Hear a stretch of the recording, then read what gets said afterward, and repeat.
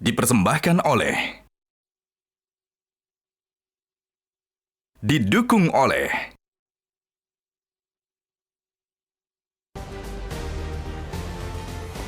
Pemirsa, pencabutan larangan ekspor oleh pemerintah yang tertuang dalam Peraturan Pemerintah Nomor 26 Tahun 2023 dinilai bukan hanya akan merusak lingkungan, tapi juga untuk kepentingan luar negeri. Sejumlah pihak meminta agar peraturan yang diterbitkan 15 Mei 2023 itu dibatalkan. Setelah 20 tahun dilarang, Presiden Joko Widodo mencabut larangan ekspor pasir laut melalui Peraturan Pemerintah Nomor 26 Tahun 2023 tentang pengelolaan hasil sedimentasi di laut. Namun banyak pihak menilai PP yang diterbitkan 15 Mei 2023 itu harus dibatalkan karena bukan hanya tidak mempedulikan kerusakan lingkungan, tapi juga demi kepentingan luar negeri. Mantan Menteri Kelautan dan Perikanan Susi Pujiastuti khawatir dampak lingkungan yang ditimbulkan dapat mengancam ekosistem pulau-pulau kecil.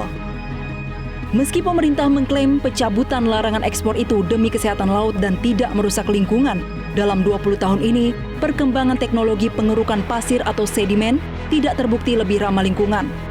Bahkan manajer kampanye pesisir dan laut Walhi Nasional, Farid Ridwanudin mengatakan, sudah ada puluhan pulau kecil yang tenggelam akibat penambangan pasir.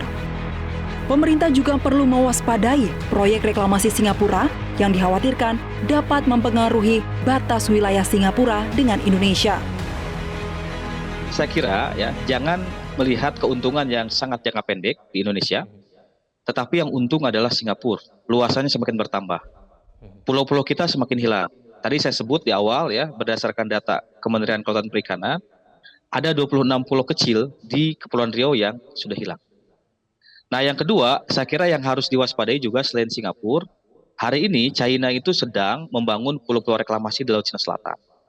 Jadi nanti yang berkepentingan, saya kira selain Singapura adalah China, kita tahu mereka sangat ekspansif membangun pulau-pulau buatan di Laut Cina Selatan untuk kepentingan militernya.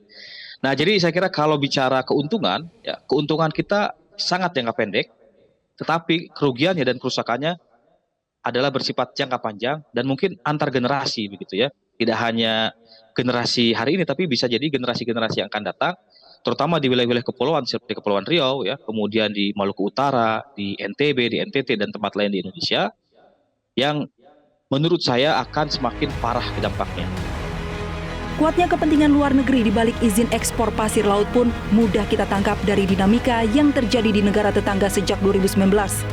Mulai tahun itu, Singapura sebagai negara pengimpor pasir laut terbesar di dunia mulai kelimpungan karena Malaysia berhenti mengirim pasir. Padahal sejak Indonesia menerapkan pelarangan ekspor pasir laut, Malaysia menjadi tumpuan Singapura yang kini tengah dalam tahap 3 mega proyek reklamasi untuk Pelabuhan Tuas. Tahun lalu perjanjian ekstradisi yang mandek sejak 2007 akhirnya sah ditandatangani Singapura dan Indonesia. Kita patut curiga bahwa dibukanya kembali ekspor pasir laut merupakan bagian dari timbal balik kesepakatan luar negeri itu. Tim Liputan Metro TV.